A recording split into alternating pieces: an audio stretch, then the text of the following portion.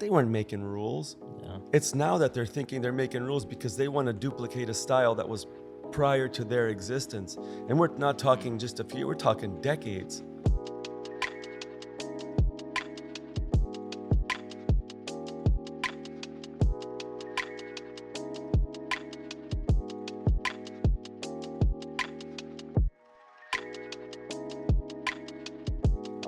Awesome. Well, welcome to another episode of More Than Tattoos. My name is Chris Powell. This is my brother here, friend, co-host Tim Saul, and we're fucking jacked about tonight's episode. Real quick, before we get into it, before I introduce the guests here, I just want to just share something real quick because I feel like there's a lesson here. Prior to getting this opportunity to chat with these gentlemen, if I'm being honest, I had no idea of what I was getting into, who we were talking to. But we were introduced by Brian Brenner. He owns a tattoo shop, Truth and Triumph, in the Dayton area. And I knew that if he's bringing these guys here, they got to be rock stars, you know. And the lesson here, I read in a book once, you don't get the opportunity, figure it out, and then say yes. You get the opportunity, say yes, and then you figure it out. And during the process of figuring it out, we realized these guys are fucking legends, you know, pioneers. Been in the tattoo industry, punk rock industry, pro skate industry for almost 40 years, maybe a little over. And we are honored to have you guys here. It's fucking awesome. Yeah, absolutely. Awesome. So I'm introducing you guys to Art and Steve Godoy. The fucking Godoys. Fucking that's right. Godoys. Oh, yeah. That's right. Yeah, awesome, man. So, what brings you guys to this area? I mean, Several reasons. We have a lot of friends in the area. One of them was Danny from Factory 13 in Cleveland. And the other reason was because where we're working in our towns, it hasn't been as busy. And there's a lot of changes going on in tattooing right now. And a lot of tattooers are feeling it. yeah, It's the economy. yeah. I've noticed that a lot. I feel like you see, and I think really the only perspective that I'm really exposed to is Instagram. You know, so you see a lot of people doing fucking killer work, and it seems like they're real busy, but like the talk behind the scenes is things are tight. You know, and yeah, the only thing I can really think of is the economy. I mean, inflation's kicking ass. Yeah, I know it's kicked my ass. You just talking about groceries, dude. It's ridiculous. Yeah, everybody's hurting. So we've been tattooing about 39 years, right? I've had my shop in Vancouver since 98. I've had clients that I've kept for that long, and even my regulars are hurting. They're like, sorry, man, I don't have the money right now. Because their mortgages have gone up $1,000 in the last couple of months. That's a lot of shit when people are trying to, now they've got families and stuff. Yeah. But the whole reason why we're here in the first place was we had this idea. It was this at the end of last year. We were thinking, you know what? Why don't we take our money and instead of investing it in, I don't know, just bullshit like staying around local and I don't know, whatever. We thought, why don't we take a trip to another state or another city where the cost of living might be less, where they have more money to spend. So we took a chance. We went back east. We went and tattooed around Philadelphia area because we grew up in Lancaster, PA from 7 years old till high school. That's where we got our start tattooing and skateboarding and our first taste of punk rock, which shaped our whole life. So we went back there. We met a guy, Seville James. The shop was insanity. And to see how he does it, because I hate the term old school, but it's what everything is rooted in was the early craft of tattooing. You know, like you make your needles, you sterilize your needles, you know every aspect of a walk-in, right? The walk-in protocol. You walk in, you don't have to, I'm a prima donna, give me some time to shape up your shit, and I'm gonna book an appointment to book a final appointment for your appointment. And then you're like, oh God, what the fuck just went on here? Yeah. When it was, the whole idea was, you get in, they come in the door, you gotta be ready to do everything. And this shop embodied a lot of great shit because he has like a museum, old school skateboards, Spalding and Rogers, old catalogs. He had Don Nolan power supply. He had all the shit that we grew up with, and he was rad. So we did York, PA, we did Lancaster, PA, and Downingtown, PA. All three different types of tattooers, and they were all making a little something, but they still are surviving. Like this is like a well, what did he say about the industry? It was like recession proof. Used to be recession proof, and it still feels like it could come out. But just to get a taste of what was going on in the rest of the world, because you know how it is when you're locked in your shop. Yeah. You're like, the shop is what you know. You rub elbows sometimes with people that don't have an ego that are other tattooers. So now we're building a network. We got Brian, great network, you know, and then the people we met back east, everybody's great. So if we're in a slump, hey, what's going on out there? You guys come out, let's make some dough. What's going on in California? You guys come out, make some dough. We all just, it's like a network of people that are like-minded about the same thing to help each other out during these times. Yeah. That's awesome. rad. Yeah. That's what it's got to be, because all the egos fucking everyone's, you know, they're fucking each other up. You know, it's, oh, he does this and he does that. He does this and he does that.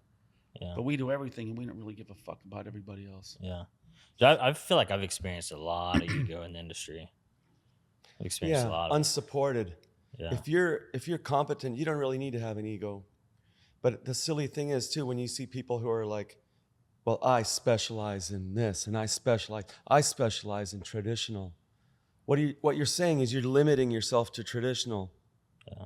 And you're specializing in traditional, yet you're using a rotary.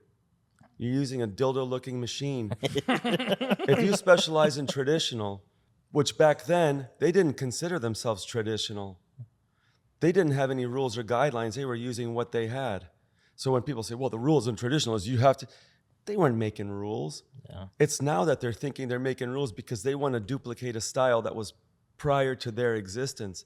And we're not talking just a few, we're talking decades, many decades before. So what are they using? Okay, maybe they made a machine out of a doorbell, the original, you know, coil, right? Yeah. Maybe they're getting sharpening single needles on, you know, 2,000 grit sandpaper. Half of these people wouldn't even know how to do that or make their own needles. Yeah. Well, and I can honestly say I've never actually made my own needles. The guy who apprenticed me, he wanted to do that, and we never got around to it, you know. And to be honest, I think you two are the first gentlemen I met that still do that to this day. And I think that's fucking awesome, you know. The awesome thing about it is not the fact that we're doing it. The real awesome thing about it is we get to control everything that we do from the inception of the tooling. See what I'm saying? Yeah. I'm not going to sit there and order products and go, I'm going to trust that this manufacturer knows what I need. Yeah. When most of the suppliers are not tattooers and they don't give a fuck what they sell to you, they don't take responsibility or liability for any of the products that they sell that are defective. None of them do. They think this brand of needles is different than this brand, when there was 3 companies in China that were making the needles All for of them, everybody and just yeah. changing the labels on the packages. Yeah. So what you're doing, what are they doing? They're like the artists, you know, as generations grow, apart from the original generations who started and were pioneers, it gets more and more diluted. And because of the ignorance, everybody is allowed into our business. Yeah. It's not their business, it's our business. Who's going to regulate our business? We have to regulate our business. See what I'm saying? Yeah. Yeah. So that is why we do it. We came in 1985, but not full time, because we were in the middle of a professional skateboard career. But before that, we were doing hand poke, little safety pins, black ink. Yeah. We graduated from that to X-Acto blades because they were sharper. We could actually do little cuts and get little lines and shit, rub the ink in or whatever we had to do. So that was 83, 84 high school. Then 85, at the end of 84, we got machines. Then that's when we came into actual tattooing in a shop, but not good enough to do anything except fuck our friends up and practice when we could. But we also had a lot of fucked up friends that let us fuck them up. Right. Yeah. Right. You know? Yeah. Duck for a fuck and a fuck for a duck and $2 for a fucked up duck. But the shit, it was really real, because you could control everything from the beginning. Like, I'm going to buy it from a company that says, here is your 3-needle round. 3s aren't rounds. That's a triangle. Yeah. A 3 round. They'll call needle groupings shaders, but you can use, if I'm doing a portrait this small, well, my little liners are going to be my shaders, right? Yeah. Just because it doesn't say shader doesn't mean it's not a shader. But you can control the tightness of the needle groupings that you're using. When you have a good source of needles, you can make whatever you want, however you want, to work with the technique that you want to do, instead of putting your faith in a company that's probably made overseas, and China probably doesn't understand or know what you require. I see that a lot with the tattoo machines that are made nowadays. Like they're taking the word for like give or like stroke length, and they're just like changing the words to make it sound like it's got this new feature, or you changing the shape of it or giving it different features. But inside, all those rotaries are the same essentially, right? So almost a little bit of manipulation there, or just kind of a weird sales tactic to make it sound like it's something new and hot, and it's the same fucking thing that's just been redecorated. And I feel like I've noticed that quite a bit. Over and over. When did you start? 2013. 2013. Yeah, so I'm in my 11th year right now. Right. So the coils had already started going out prior to that. Yeah. Right. Yeah. So for us, I mean, when people say, have you ever used rotaries? Fuck yeah, we have, but not these rotaries. You get a Sagami train motor and modify it, put a little cam on it, decide how big the stroke is going to be. And that's how we started. I did our sister's back with a rotary. Yeah. We used to build little rotaries, little plastic frame rotaries out of, little pieces of polycarbonate for the frame instead of just like a metal frame and shit like that. So we're familiar with it. Yeah. Just because we're using coils and we recognize them as the most versatile machine that you could possibly use, because you can feel the interactivity between your hand and the skin, and you can see the response.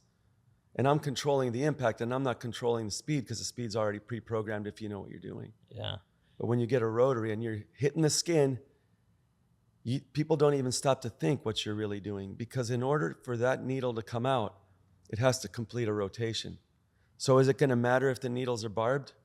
Fuck no. Yeah, you put a nail on the end of that thing, it's going to punch it right in. Yeah. But with a coil machine, you go in there with its sensitivity, you come up incrementally. You can see that the needle's not going in if it's got a barb on the end of it. You'll see in the process of starting to either shade or maybe do a little line, you know that thing's defective without even having to check it under an eye loop. That's how sensitive it is. Yeah. But go ahead. If we want to define where we're going and where we're coming from on this whole topic of what we're talking about now, is we've been tattooing a lot longer than we've been alive. Pretty much 40 years plus 57 years old. We started 16, 17 years old really with machines. We've been tattooing a long fucking time. So the start of it was just something that people think that what is now is what it's always been. It wasn't that way.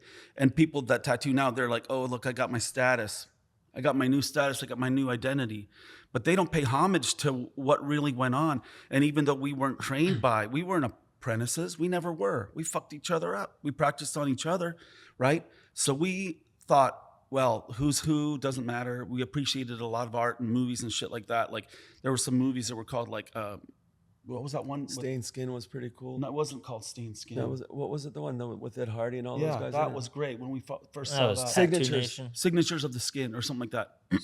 And it had interviews with these guys, and we were watching this. We're like, shit. And there was something magical about it. I don't know if you guys can really grasp the magnitude of some of the shit. And when we saw this, we're like, we want to be a part of something like this, but there was something real threatening because you were just a kid. And it wasn't like, oh, you could order your shit. You just didn't know where to get it. You couldn't get anything. You really couldn't, right? So that was something that was like, where do you get it? How do you get into something like this? And the reputation that went along with it was Outlaw, 100%. And people wouldn't know what it's like to work in a biker shop. We did. Brian knows. That's stuff that we grew up with. And it's just not something that I could tell you and you could get it in your head and really feel what it was like to feel oppressed by these fuckers. And you're here doing something but at the same time, you're so stoked to be there, right? So our whole thing was, okay, we come in, we're learning tattooing. We made our own needles. We mixed up pigments.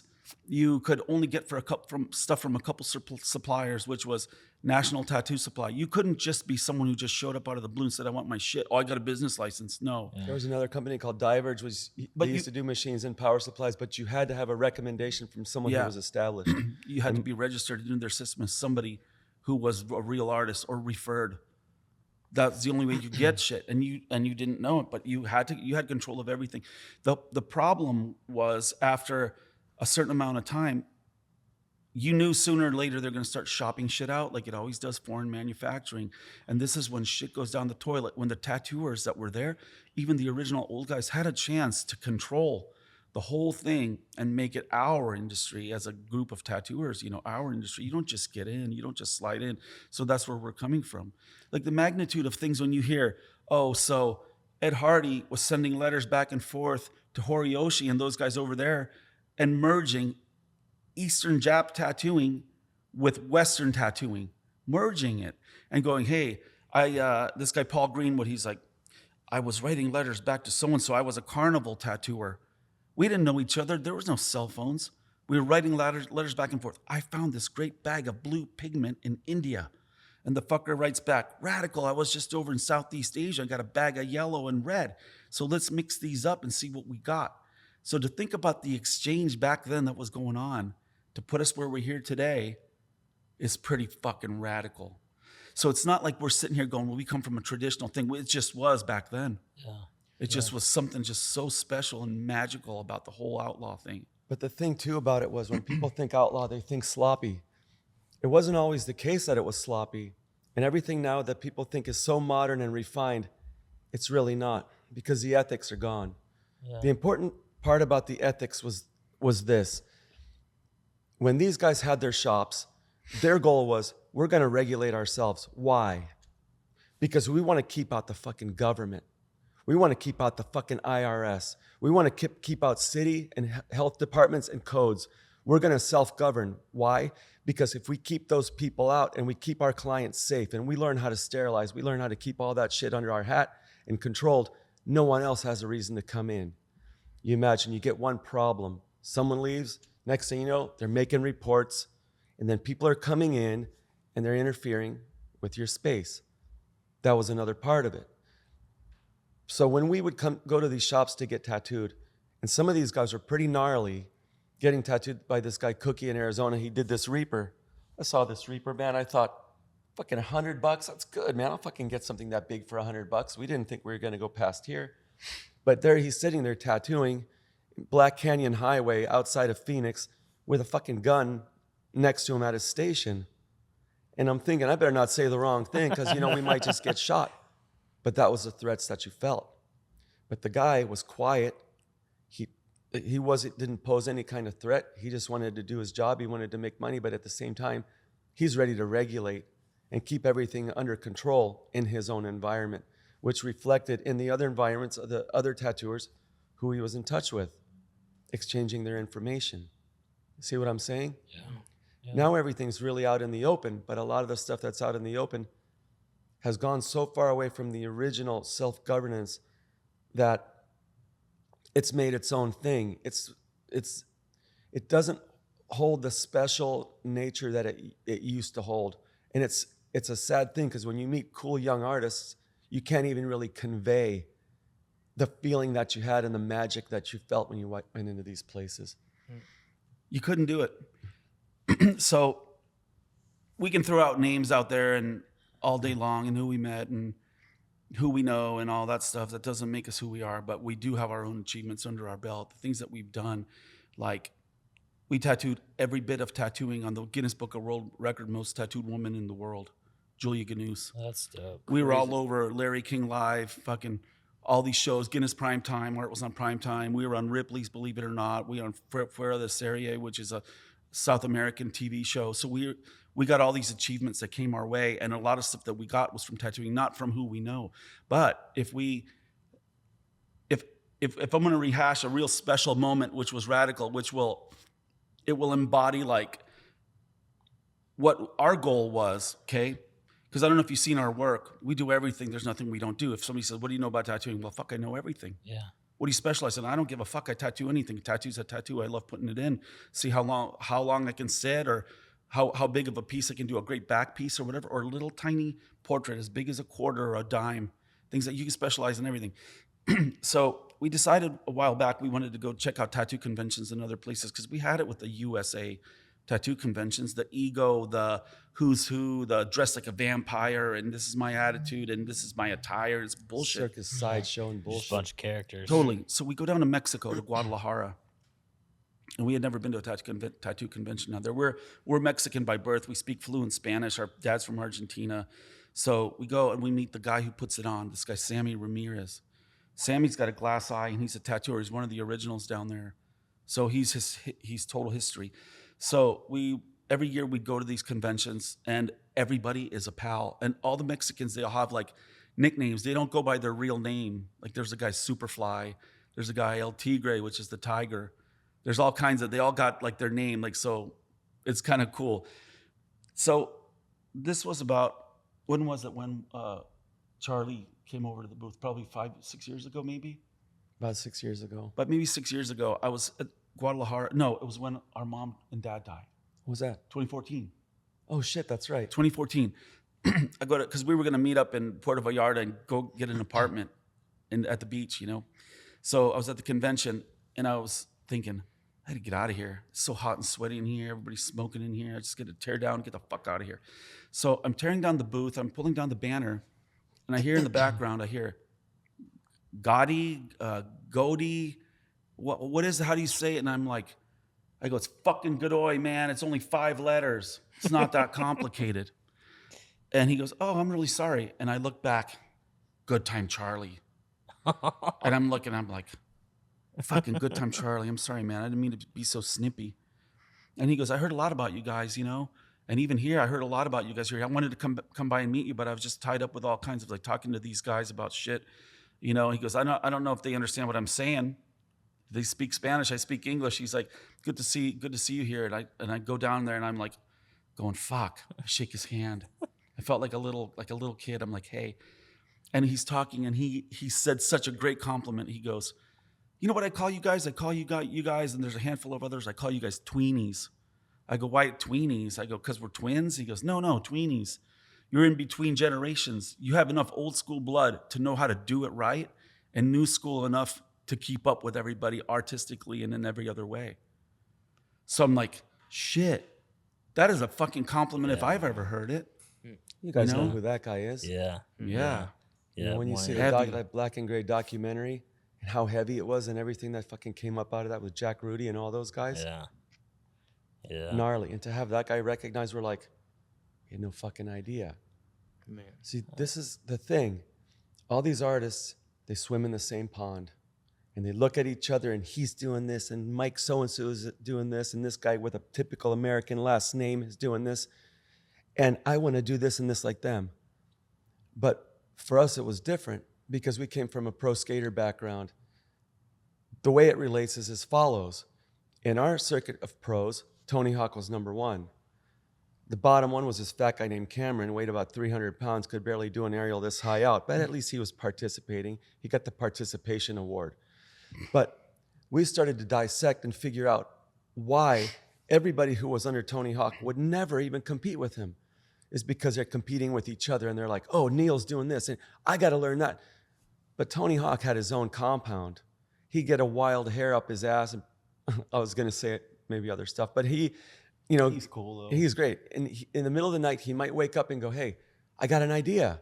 He'd go out back on his ramp and start working on these ideas with no influence from anybody else except for himself. Yeah. What does that do? Promotes his own creativity and his own direction, and no one would even know what to expect out of this guy, right? Mm. So now they know they can go over to this guy, he can get a typical, standard, traditional, but that's all he's capable of because he doesn't want to deal with the working out of his comfort zone. But he doesn't want to admit it. Instead, he'd rather say, oh, I love that art, I specialize in that. He limits himself to that. See what I'm saying? Yeah. Right. We didn't Yeah. want to limit ourselves because when you look at yourself in the mirror and go, you know what, I turned down that job, and then you answer to your shop, which is the entity that you're taking care of, which takes care of you. Like when I have a bad day, I go to the shop and I sit there and I go, what do you got for me today? And the shop says, you know what, man, we got some tribals today. And we got some this and that today, and you get to do whatever the fuck you want today. And guess what? You're done fighting with your bitch, you're here. This is our fucking place. We're gonna have fun today. That's what the shop does. Yeah. So you give back to the entity that gives back to you. And I would do myself an injustice to have to turn people away. When I turn people away, the entity starves. The entity that takes care of me when I need a place to sleep at night, when I'm having trouble at home. See what I'm saying? Yeah. Because what we do is pretty fucking special. People don't see past the surface and the identity and whatever they can trade for tattooing or what, or maybe my goal is to be so famous that I got people coming for my style. There's no your style now. You're dealing with your backyard. So think about it. Yeah. You either want to learn and you want to be able to feed it so it can feed you and do your customer service job, or don't limit yourself, whatever you feel like doing. I love just a minute ago, you shared the story about Tony Hawk, and it's funny. Me and him was talking about Tony Hawk last night. I was like, "Do we mention?" Because we're not very familiar with skateboarding.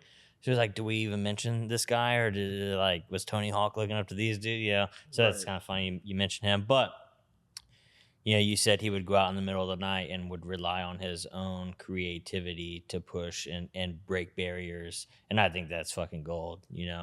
Because as soon as you use someone else for reference, boom, the ceiling's on it, and there's no room to create something new. You're just duplicating, So I think that's fucking gold, Right, and it's important.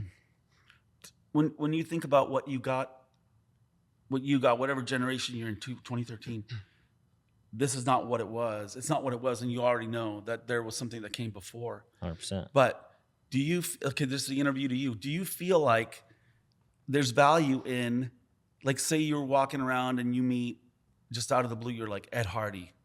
Would you just be blown away, or would you go, like, what's your generation Ed Hardy? He just draws clothes or whatever, That's what people know him most about that I run into.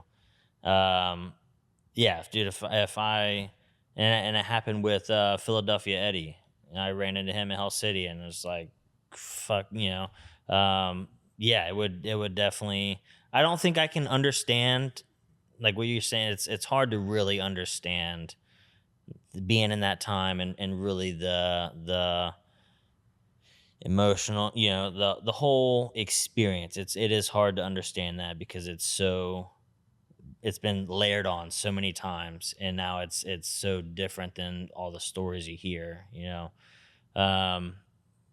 But yeah, dude, I would be fucking shell shocked for sure, And that's crazy to me because, like, I'll tell everyone, and I usually do, that tattooing saved my life. I don't even tattoo yet, you know what I mean? But it brought me out of such a place that everything that I've experienced so far, just in like the 5-6 years I've been in it, has been magical. But to hear people, and even Brian's talked about this, is like there's something greater than that, and I can't even understand it. That's mind blowing to me. You know what I mean? That's crazy. The thing is, you could potentially relive it. And what I mean by that is learn the craft. Learn about your machines. Learn about the needle tapers that you're getting. When you pick up a package from any one of these suppliers and you magnify the needles, and you're like, it's supposed to be a long taper grouping of 7 round, and you see one short taper in that grouping. What are you thinking? Like, what? I go, what the hell is this? It's not what it says it is. And for these suppliers to not care would tell me I better start taking control of my own stuff.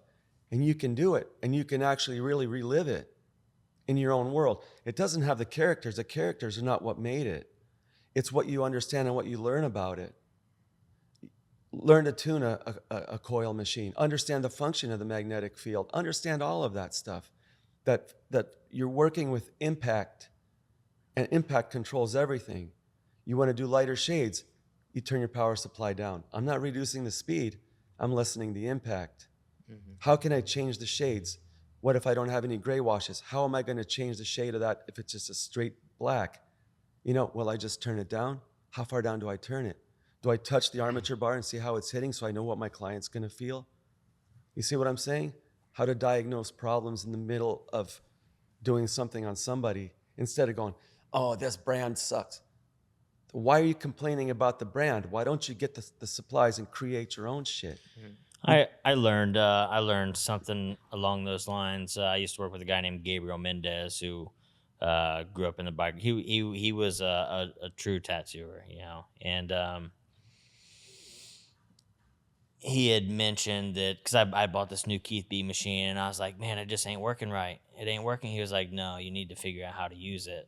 because each person who makes machine, they may make it just a little custom to be ran a certain way, and you just have to figure out how to use that style machine versus. I was young. I didn't want to just get a brand new Keith B machine and start dialing things in and twisting knobs, and you just need to figure out how to use the machine it's built. It's not though. That's not true though. That's not true. You can't figure out how to use the way somebody built it if they don't know what they're doing when they built it. So let's go back for 1 second. Now, Yeah. do you think that you would feel extra more special about your craft if you learned how to make needles and you got this under your belt and you look at all around these other ass wipes that are in your generation or the newer generations, you're like, you guys ever make needles?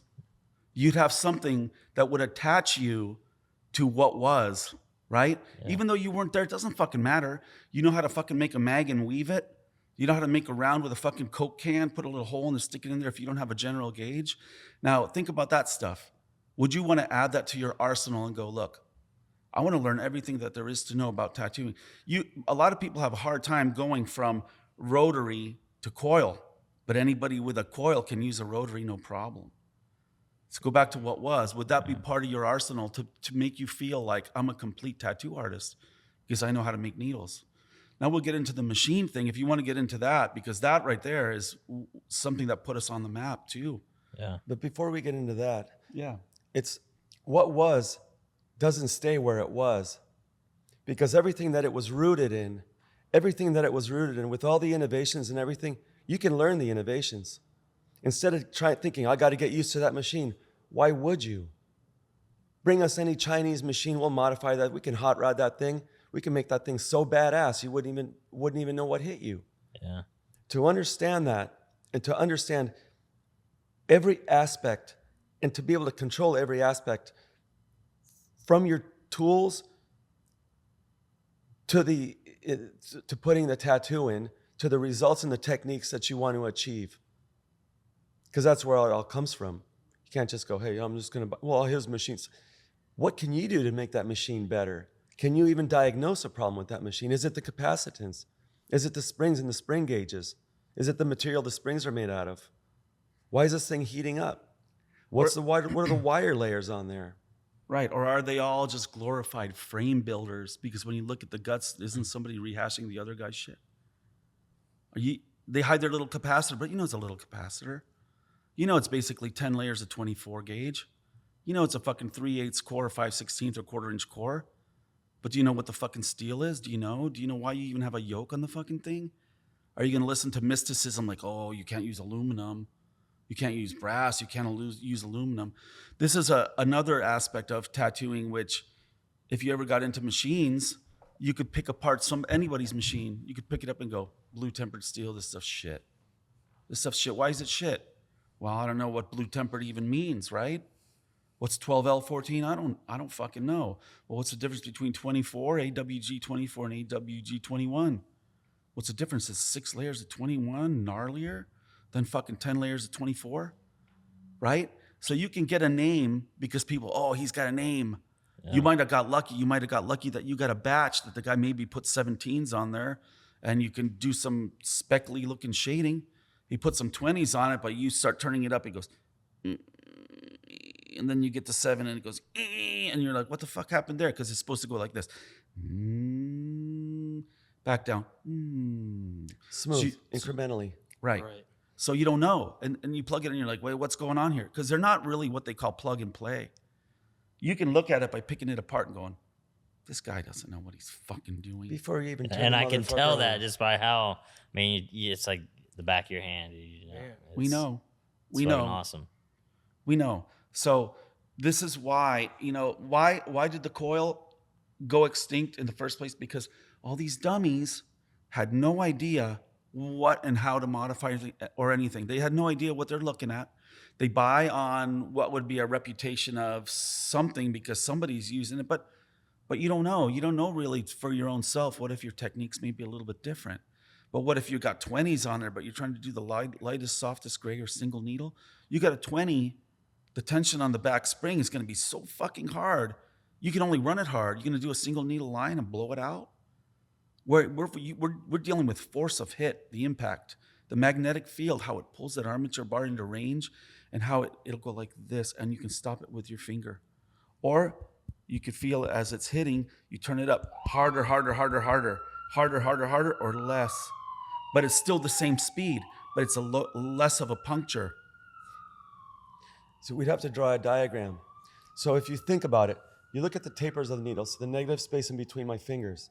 The smallest, tiniest dot is correspondent to the width of the diameter of that particular point, or whatever section it is on that point. So as I get to the smallest one, that's the size of the puncture. A little bit wider and wider as the width of the needle expands, that's the size of the puncture that you're getting. You follow? Yeah. So I've got this much taper to work with. It could be 5 millimeter, 3 millimeter, whatever it is. The longer the taper, the more gradations that you're going to be able to have from the point to the widest point on the taper till you get to the cylinder. Now think about that. I'll let you think about it for 1 second. Okay, time's up. You move from there to the incremental rise in voltage in the machine. So when you're going, you're turning it up and it goes, and it's hitting so fucking hard at a stroke this big. What happened to the space between where it reaches its full stroke when the coils are fully saturated? You got your full stroke, you touch it, it's too soft to do anything with it when it's set up, but when you got a setup in it, you turn it up, you feel it, you know you're going to be getting light gray all day long. And we use black and gray as an example because it was the technique that was hardest to master. Anybody who's been tattooing 2 months can do a solid line in solid color. It's such a simple technique.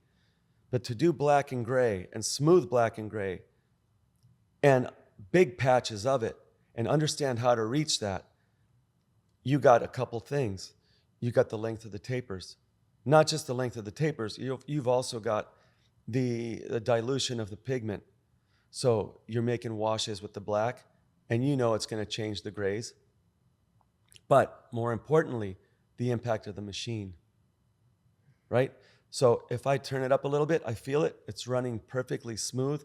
It shouldn't be skipping. All the spot from the beginning of when it reaches full saturation up to a point where it's hitting hard, that space in the voltage, depending on the machine, it could be 1 full volt between, lining with a tight bug pin 3 or shading with a fucking single, all the way up to coloring or lining with a fucking 13 mag, right? So there's a big space in between, and it corresponds with the space of between the point of the taper to the end of the taper. Are you following what I'm saying? Yeah. This is what's called versatility. But when you get the rotary, all you're changing is the speed. Yeah. You turn it down and somebody's going, oh, you just get to use a softer cam. There's no softer cam. What the fuck are you talking about, softer cam? You don't get any softness because there's no give. There's no flexibility. You get a machine with springs, you push up on the armature bar, you see the flexibility at the top because the give of the front spring when it hits the contact screw. That shows you that there's a softness. And the only way to stop it is through resistance. You following this? Yeah. It's important to know this because this is what's going to refine technique.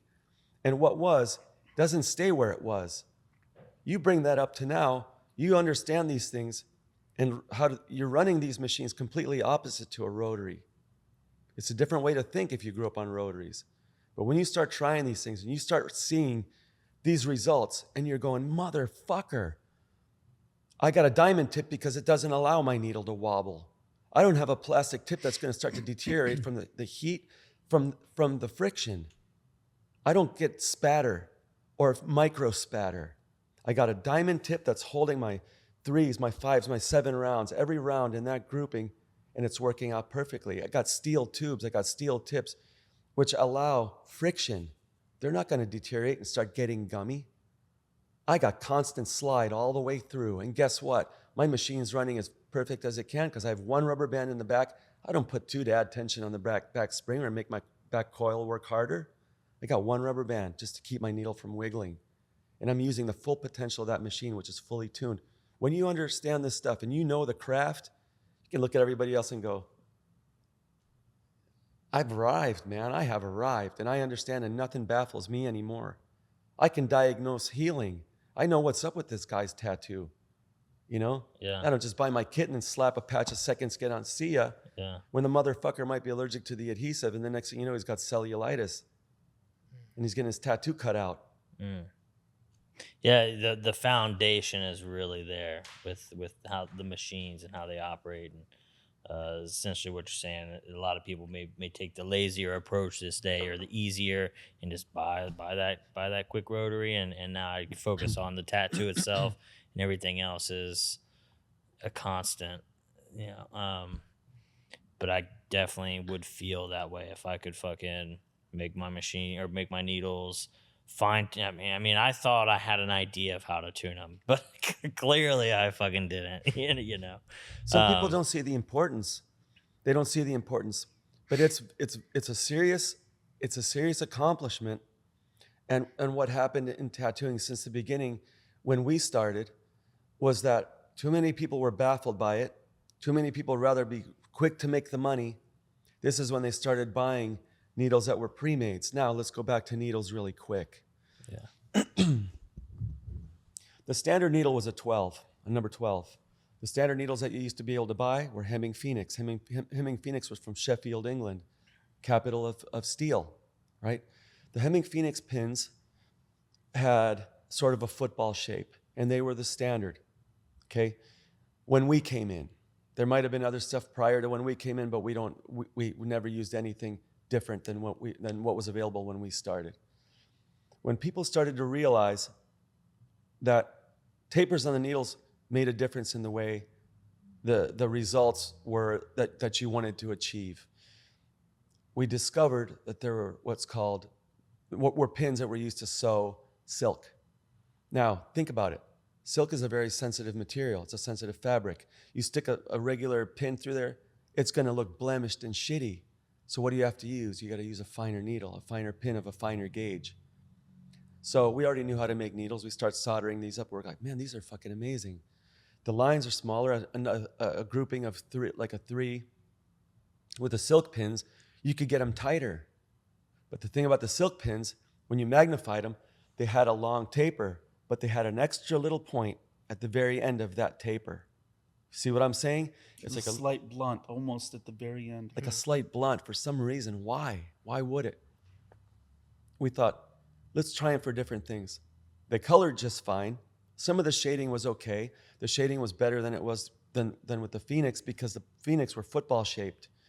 So basically you would go from 0 to bloodbath on those things, because you would get a lot of redness. You get a lot of redness and bleeding. And when I'm talking about bleeding, I'm talking about actual blood, not what people think, called blowouts, right? So we thought, let's try these silk pins. The silk pins were different, and they showed like a positive direction in being able to handle different types of techniques, like lighter shades of gray, finer lines if you're going to make tighter threes, or you're going to make singles. Now, the problem with the singles were that because of that extra little blunt, tiny taper on the front, on the tip of them, expanding into a longer taper, you could see the result in the skin. So you might be doing a little line, you get a little blowout. Fuck, you're like, God damn it. So what do? We take those things, we get a piece of, real fine sandpaper, like wet dry, hold the needle bar in our between the middle finger and the thumb, hold the tip of the needle down onto the sandpaper, and just pull back. And as you're doing that, you're rotating the needle and pulling back. What are we doing? We're taking that extra taper off the tip. Now, these things were more versatile. Now we could do the single needle to do super fine lines, or shade with, because now we don't have to worry about the potential explosion. What we love to do is small shit. We love to do everything, but the small shit, which nobody else wants to touch, this is the shit that we like to do. So that opened up a lot of doors. Then there was a company that used to make insect pins. This is why they called them bug pins. A lot of people don't know this. These were for insect collectors. So you'd buy these pins, and they came in 3 different gauges. They weren't just called bug pins. You get what it said 1-0, that's called single aught, double aught, 2 zeros, triple aught. So the triples were the finest, the singles were the little bit thicker gauge on the wire. So we would get double aught and we get triple aught. We were working with the smallest gauges of these wires, these needles. You had to cut the balls off of the back. You've seen those pins with the balls when you go to a museum and you see the fucking butterflies and moths pinned up. Those are the pins. Now these things were made out of really, really great steel, and the company was owned by a guy named Emil Carl. Anti-Coro pins. So Emil Carl's needles were the fucking raddest. You didn't see them really polished. You could take them and hold them under the light, and you could see the way they reflected these little horizontal counter, I forget what it's called when it goes against, but not with, what would you call that? I don't know, a cross grain or something? Kind of like a cross grain going the other way.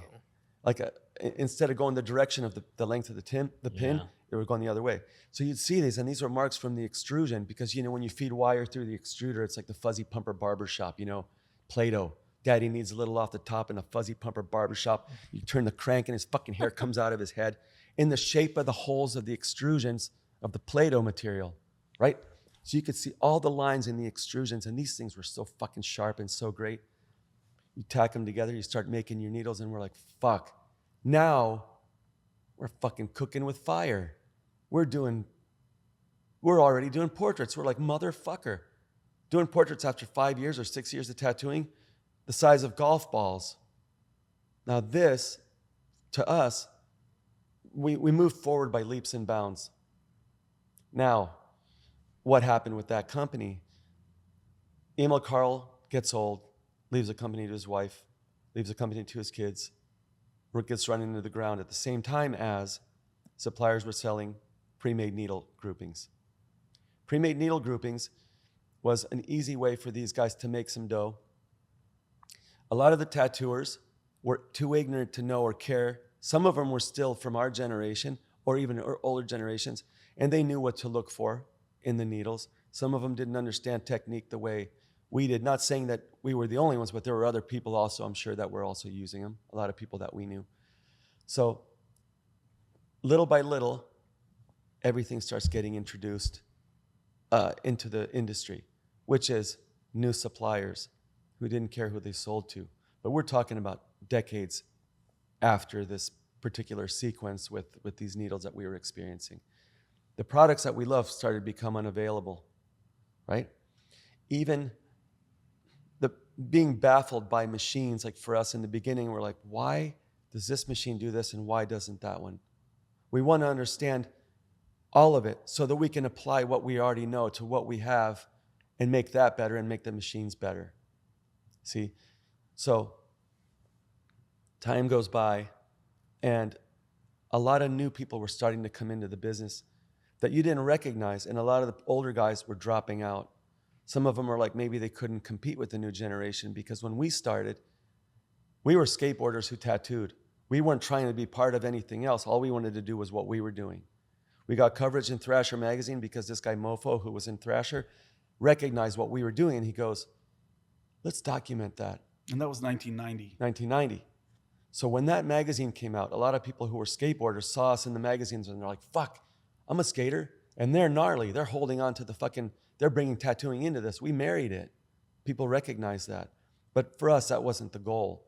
Our goal was to perfect what we were learning and be the best that we could at all this shit. So now, what has happened? Let's recap real quick. As the new generations of tattooers started coming in, and a lot of them were new school, they didn't have the ethics that the old school guys did. They didn't have the knowledge. They didn't have the pioneering. They didn't have the pioneering overlapping into them or influencing them as much as it used to be when we started. Okay? So it was up to the artists to regulate themselves and let into the industry who they wanted to let in. But because of the ignorance and the unavailable education on the needles, on the needle groupings, on the machines that were available for sale, people with phony reputations who you can't even track their credibility, who say they were something and been doing tattoos this long when they really weren't. And there's a lot of builders out there who know who the fuck we're talking about. They know that we're talking about them. See what I'm saying? And as the ignorance level started to rise, what happened? They started to let in people into our industry who don't belong in our industry. We wrote a book. The book came out in 2005. It was called Tattoo Machines and Their Secrets. By 2008, just the English version, it came out in 6 languages. The English version, we created a PDF. We were selling the paperback for 100 to 140 bucks a book. Second edition was 140. First edition was 100. We were selling about 25 books a day. It's pretty fucking good money. But for us, we wanted to verify who was buying the book. We weren't selling to anybody. You had to verify that you were in a shop. But because our fame had started to spread through South America and Spain, Spanish-speaking countries, we put one out in Spanish. We decided, let's make a PDF, because those guys can't afford the FedEx shipping to Chile or Nicaragua or any of these places. We made the PDF available. You still got to pay for the fucking download. Well, someone cracked it, and by 2008, over 990,000 English downloads were done illegally through different sites. Torrent sites. Torrent sites. Now, you think that because you have a copyright, that the Patent and Trademark Office or the Copyright Office is going to do something for you. They don't do shit for you. FBI does nothing for you. How many times have you burned fucking DVDs from, let's see Silence of the Lambs? I'll burn you a copy. Right. They don't come and try to fuck you for that. So we write this book with that intention. Some artists started going, you're letting the cat out of the bag. And we're motherfucker, you don't even know who the cat is that's being let out. And you know who we're letting it out to? We're letting it out to artists who are interested in keeping this alive. Why are we keeping it alive? To keep people out. Why are we keeping people out? Because it's our industry to protect, not their industry. See what I'm saying? Who comes in? Okay, China's coming in. They're allowed to come make money all they want to. But do we have to let them in? No, we don't. Why? We don't need to let them in if they're selling products that contain tap water that's causing flesh-eating bacteria in someone's leg. Or selling machines that don't function. Or selling needles with barbs on the end. A guy that I know, he's a tattoo supplier in my town. He goes, why don't you buy these pins? I go, I'm not interested in your pins. He goes, well, these are a higher quality and they're checked, they're quality controlled. I go, yeah, so what about these? He goes, oh, those are entry level. Where is there room for entry level in an industry where what we do is considered a minor surgery? Yeah. It's like saying, okay, you know what? I got this wart on my right nut and you're going to use a fucking beginner scalpel to cut that unsightly motherfucker off? Yeah. See what I'm saying? Yeah, 100%. So you could keep people out, you could kick people out, and you could regulate and decide what you wanted to do with the product. Well, I only got $40 today, but that machine looks kind of cool. Let me take a look at that machine and see what it's got. I'll order it. $40 is nothing. I pull it down, I check the parallelism. I look at the capacitor, I go, oh, well, it's a small capacitor. I can relate. I can fix that. No problem. Maybe the armature bar is not parallel. I can shim the front coil, bring it up, I can make that parallel. What changes can I make to make this thing a fucking hot rod? What inferior products are they using that I can replace? Are they using metric screws? What are they using? What can I do to this thing to make it great? When you have that knowledge, you can keep people out, kick people out, keep people in, do whatever the fuck you want. Yeah, because you know right from wrong at that point. Right. We got asked to be on Miami Ink and LA Ink. We went and did the interviews. Now, this was fucking rad, okay? We go in there, we sit there, we're doing the casting. We're going through the casting director because they have to cast and see if your personality. But the point wasn't because we thought it was a grand place to be. We wanted to go and kick everyone in their ass and straighten them all up. Yeah. That was the goal. Do you want me to keep going or do you want to go? You can. I'll go. So we go in there and this fucking lady, Isabel, she's hot. She goes, oh, what's your background? We're like, she goes, what do you like to do? We're like, we like to do everything. So what's your goal being on the show? We're like, the very first and most important thing is to clean up the fucking mess that you people made out of tattooing and the clown ship that you turned it into. We said, of our industry, because It's not your industry. You don't have a background in it. You don't have a place in it. And you're casting actors. Go ahead. So that's what, and she was like, she starts to sweat. She's starting to sweat. We're like, we want to clean up the fucking mess. And right away, we knew we were excommunicated because every other word was fuck and shit and clown and asshole, and other things like cocksucker and motherfucker. Okay, no, I'm just kidding. Go ahead. other things which were borderline race things, but it had nothing to do with race, but it had to do with exploitation of tattooing. And that's what we're seeing, the exploitation of a private industry, a private organization, a private brotherhood, a private network of guys like us who are like, you remember the day when, yeah, I remember, you know, like us and Brian, we just talked about old day stuff and how we were all brought up in 1%er biker type shops. And this isn't like, Or you remember the What? Listerine blue with Listerine, and you could smell the Listerine, all this shit. Add a little glycerin, and you could do this. Magic. you know, things like that. So when she heard that, she's like, okay, well, I think we're gonna have to cut this one off. And then there was the cover-up show. She calls, she's like, I liked your interview on that. I was really hoping you guys would get it, but man, you guys just didn't say the right shit. We're like, we said the right shit for us. You know, fuck your show. This is not what you want to do. Right.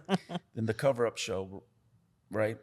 And she goes, sit there and show me what cover-ups. I'm like, and I'm just like, all like, don't really care. I'm not going to show my personality. I'm like, just here's my book. Fucking look at it.